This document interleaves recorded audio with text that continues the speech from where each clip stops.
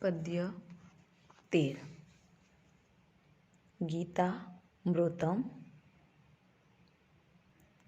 ગીતાનું અમૃત. શ્રીમદ ભગવદ્ ગીતા મહાભારતના ભીષ્મ પર્વનો એક અંશ છે. તેમાં કુલ 18 અધ્યાયો અને આ 7મો શ્લોક છે. 700 શ્લોકો છે. કુરુક્ષેત્રના મેદાનમાં પાંડવો અને કૌરવો વચ્ચે મહાયુદ્ધ થયું હતું. શત્રુ પક્ષમાં ઊભેલા પોતાના સ્વજનો અને મિત્રોની સાથે યુદ્ધ કરવાનું હોય તેમના તરફની લાગણીને કારણે અર્જુન વિષાદ અનુભવે છે. વળી સ્વજનો સાથેના યુદ્ધના પરિણામોથી ડરી જઈને યુદ્ધ કરવાનો વિચાર પડતો મૂકે છે. અર્જુનના સારથી તરીકે રહેલા શ્રી કૃષ્ણ તેને કર્તવ્ય અને અકર્તવ્યનો ઉપદેશ આપે છે. શ્રી કૃષ્ણનો આ ઉપદેશ ભગવદ્ ગીતા તરીકે અખિલ વિશ્વમાં પ્રસિદ્ધ છે. તે સમયે અર્જુનને આપવામાં આવેલો આ ઉપદેશ આજે પણ એટલો જ પ્રસ્તુત છે. જગતના તત્વજ્ઞાનના ગ્રંથોમાં ભગવદ્ ગીતા ઉચ્ચ સ્થાને બિરાજે છે. ફળની પરવા કર્યા સિવાય પ્રત્યેક માણસ જો પોતાના કર્તવ્ય કર્મમાં લાગેલો રહે તો સંસારમાં સર્વત્ર સુખ પ્રસરી જાય એમ છે. ગીતાનો આ કેન્દ્રવર્તી ઉપદેશ છે. પ્રસ્તુત પાઠમાં ગીતાના 7 શ્લોક પસંદ કરીને મૂકવામાં આવ્યા છે. આ શ્લોકોમાં ક્રમશઃ આત્માની અમરતા, જન્મ અને મરણની અનિવાર્યતા, કર્મયોગનું સ્વરૂપ, જ્ઞાનનો મહિમા,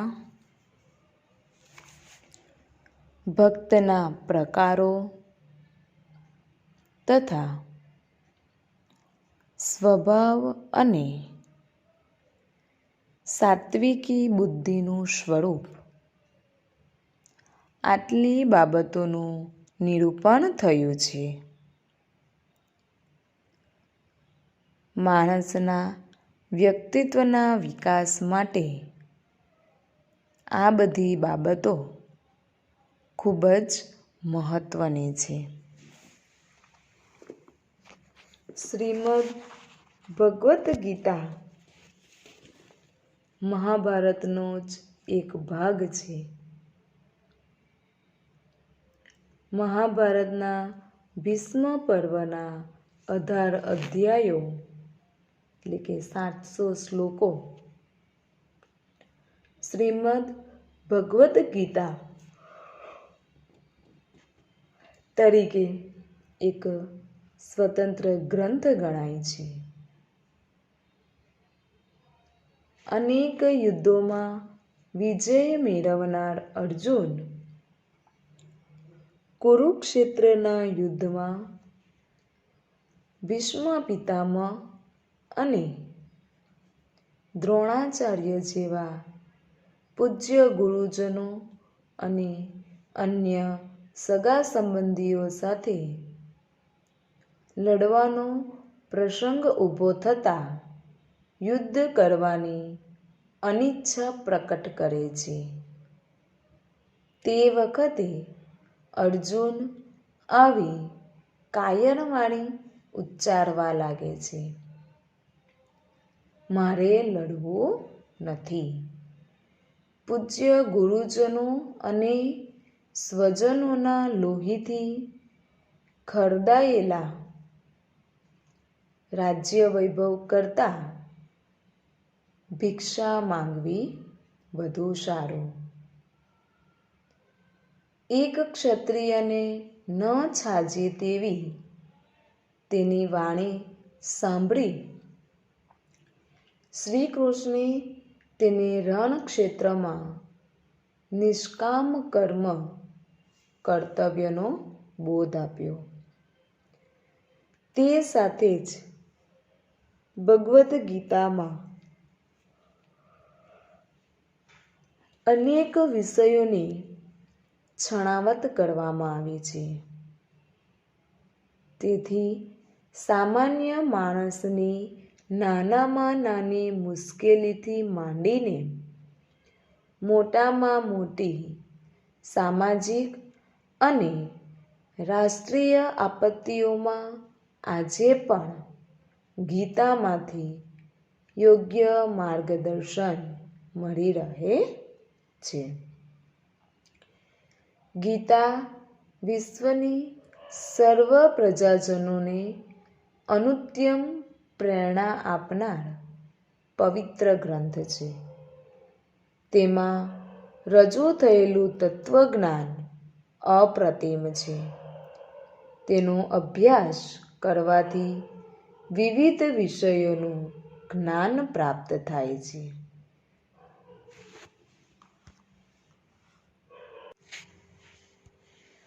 પદ્યની શરૂઆત.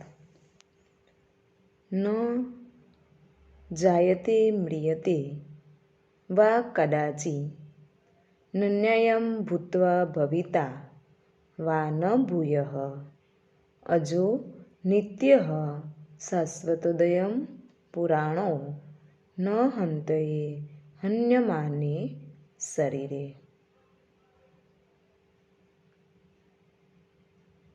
કદાચિત કદી પણ અયમ આત્મા આ આત્મા ન જાયતે જન્મતો નથી, મ્રિયતે ન મરતો નથી, ભૂત્વા થઈને, ભવિતા વા ન ભૂયઃ ફરી થવાનો નથી, શાશ્વતઃ સનાતન કે કાયમી, પુરાણઃ પુરાણો કે અનાદિ, અજઃ અજન્મા જન્મ ન લેનારો, નિત્યઃ સદા રહેનારો, હન્યમાન્યે શરીરે શરીર હણાઈ જતા કે નાશ પામતા, ન હન્યતે હણાતો નથી. ન જાયતે મ્રિયતે વા કદાચિ નન્યં ભૂત્વા ભવિતા વા ન ભૂયઃ અજો નિત્યઃ શાશ્વતોદયં પુરાણો ન હન્યતે હન્યમાન્યે શરીરે. આ આત્મા કદી પણ જન્મતો નથી કે મરતો નથી. આ આત્મા થઈને ફરી થવાનો પણ નથી. આ આત્મા સનાતન, પુરાણો, અજન્મ અને સદા રહેનારો છે. દેહ હણાઈ જતા આ આત્મા કદી પણ હણાતો નથી. આ પદ્યમાં, આ પહેલા શ્લોકમાં શ્રી કૃષ્ણ ભગવાન અર્જુનને ઉપદેશ આપતા કહે છે કે આપણો જે આત્મા છે એ આત્મા ક્યારે પણ જન્મ લેતો નથી અને બીજી વાર મૃત્યુ પામતો પણ નથી. આત્મા એકવાર થઈને ફરી પણ થવાનો નથી.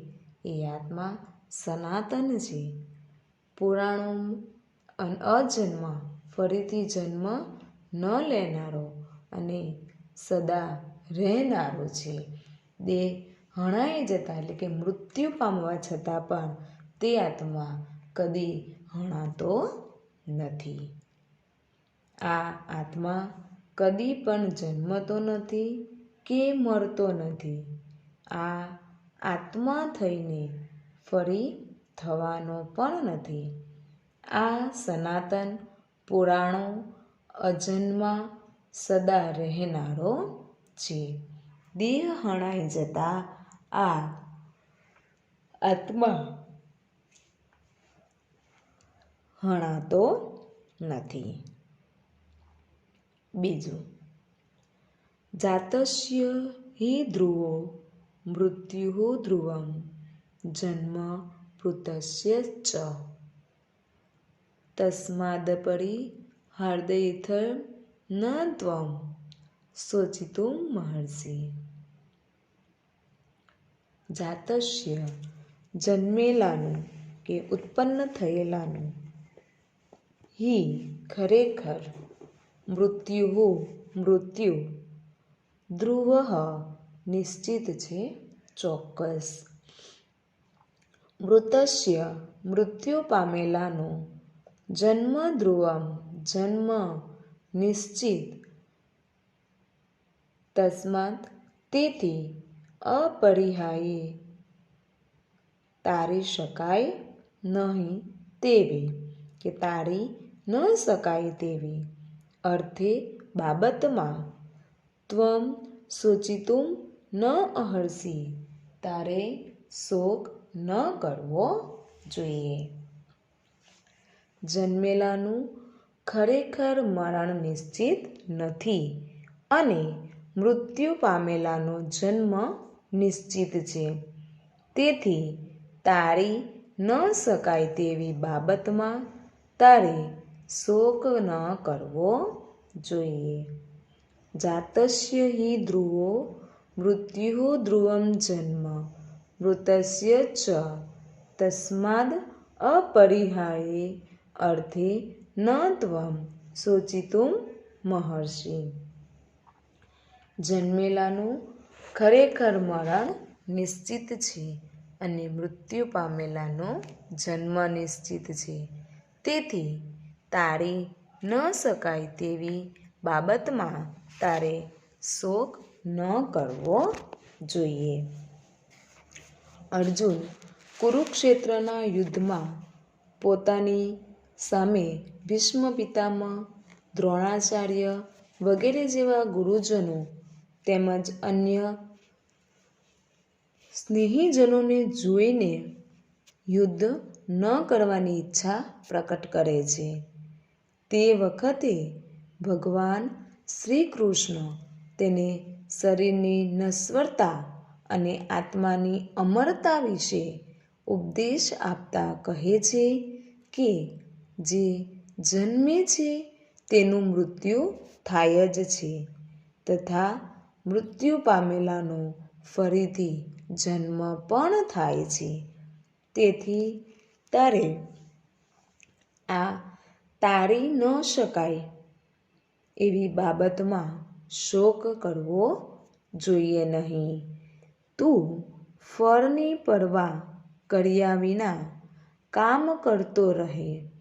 જો પ્રત્યેક માણસ પોતાના કર્મમાં લાગેલો રહે તો સંસારમાં સર્વત્ર સુખ પ્રસરી જાય. ગીતાકાળે પ્રસ્તુત શ્લોકમાં અર્જુનને આત્માની અમરતાની સાથે દેહનું નશ્વરતાનું ભાન કરાવી કર્મ કરવાનો ઉપદેશ આપ્યો છે. જાતસ્ય હિ ધ્રુવો મૃત્યુ ધ્રુવમ જન્મ મૃતસ્ય ચ તસ્માદ પરિહાર્યે અર્થે ન ત્વમ શોચિતુમ મહર્ષિ. જન્મેલાનું મરણ નિશ્ચિત છે અને મૃત્યુ પામેલાનો જન્મ નિશ્ચિત છે. તેથી ટાળી ન શકાય તેવી બાબતમાં તારે એટલે કે અર્જુને શોક ન કરવો જોઈએ. ત્રીજું, કર્મૈવાધિકા રસ્તે મા ફલેષુ કદાચન મા કર્મ ફલહેતો ભૂ મા તે સંગોત્સ્વકર્મણી. કર્મણેવાધિકા રસ્તે મા ફલેષુ કદાચન મા કર્મ ફલહેતુભૂ મા તે સંગોત સત્વકર્મણી. કર્મ કરવામાં તે અધિકાર તેને અધિકાર છે કે તારો અધિકાર છે. ફલેષુ કદાચનમાં ફળની બાબતમાં કદી પણ નહીં. ત્વમ તું કર્મ ફલહેતુ મા ભૂ કર્મના ફળની ઈચ્છાવાળો થઈશ નહીં. એટલે કર્મના ફળની પ્રાપ્તિને કર્મ કરવાનું પ્રયોજન માનીશ નહીં. તે અકર્મણી સંગઃ મા અસ્તુ કર્મ ન કરવામાં તારો સંગ ન થાઓ. કર્મમાં તારો જ અધિકાર છે, ફળની બાબતમાં કદી પણ નહીં. તો કર્મના ફળની ઈચ્છાવાળો થઈશ નહીં. કર્મ ન કરવામાં તારો સંગ પણ ન થાઓ. કર્મૈવધિકા સ્તે મા ફલેષુ કદાચન મા કર્મ ફલહેતુ ભૂ મા તે સંગસ્ત સત્વ કર્મણી. કર્મ કરવાનો તારો જ અધિકાર છે, ફળની બાબતમાં નહીં, કદી પણ નહીં. તું કર્મના ફળની ઈચ્છાવાળો થઈશ નહીં. કર્મ ન કરવામાં તારો સંગ ન થાઓ. પ્રસ્તુત શ્લોકમાં ભગવાન કહે છે કે તારે સદૈવ કર્મ કરતા રહેવું જોઈએ. આ કર્મથી મને શું મળશે એનો તારે જરા પણ વિચાર કરવાનો નથી. ભગવાન કહે છે કે તું કર્મના ફળની ઈચ્છાવાળો થઈશ નહીં. કર્મ ન કરવામાં તારી વૃત્તિ ન થાવો. કર્મણેવાધિકારસ્તે મા ફલેષુ કદાચન મા કર્મ ફલહેતુ ભૂ મા તે સંકોતસ્તે સત્વકર્મણી. કર્મ કરવાનો તારો જ અધિકાર છે, ફળની આ બાબતમાં કદી પણ નહીં. તો કર્મના ફળની ઈચ્છાવાળો થઈશ નહીં. કર્મ ન કરવામાં તારો સંગ ન થાવો.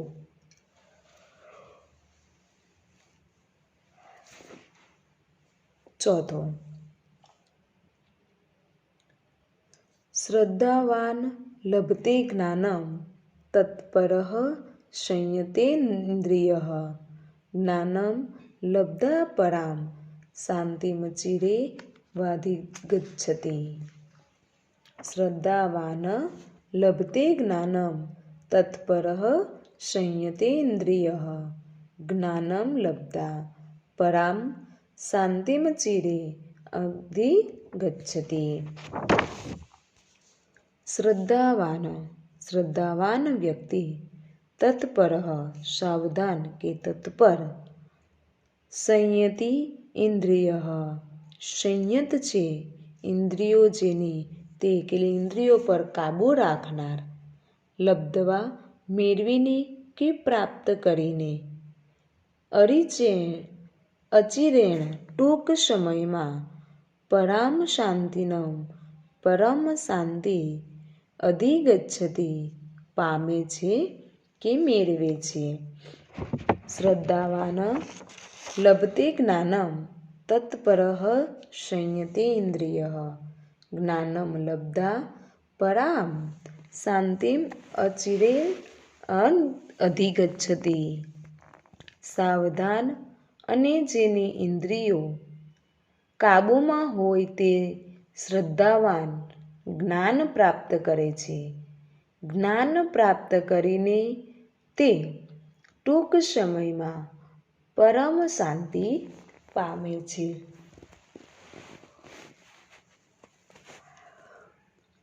શ્રદ્ધાવાન સાવધાન અને જેની ઇન્દ્રિયો કાબૂમાં હોય તે પુરુષ જ્ઞાન પ્રાપ્ત કરે છે.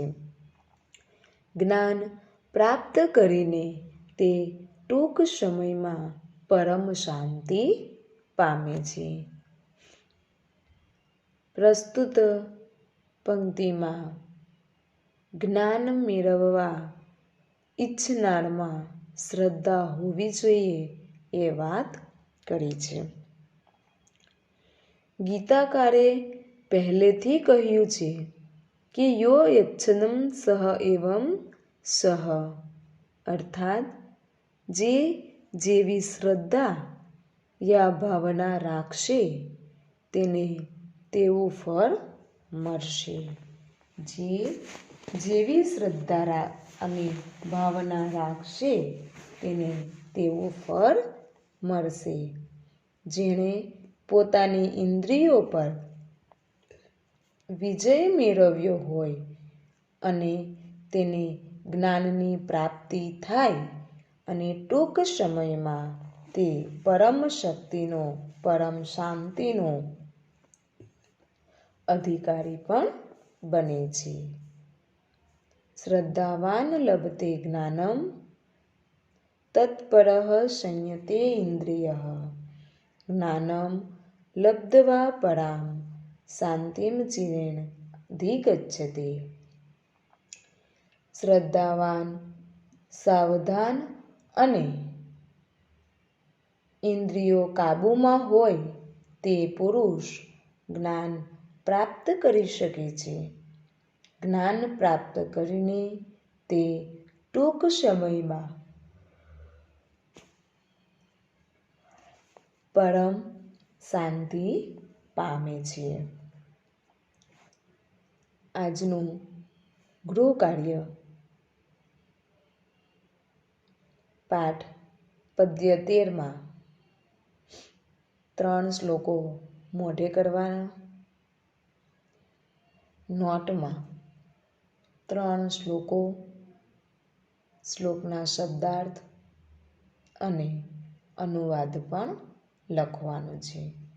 ટીચરે શબ્દના અર્થ પણ કહેલા છે એટલે શબ્દાર્થ પણ લખવાના. પહેલાં સંસ્કૃત લખવાનું, ત્યારબાદ એ સંસ્કૃતના શબ્દાર્થ અને શબ્દાર્થ લખાઈ ગયા બાદ નીચે તેનો અનુવાદ લખવાનું છે. અને એનું ગૃહ કાર્ય આવતીકાલે તમારે તમારા ક્લાસ ટીચરના વોટ્સઅપ નંબર પર મોકલી આપવાના છે.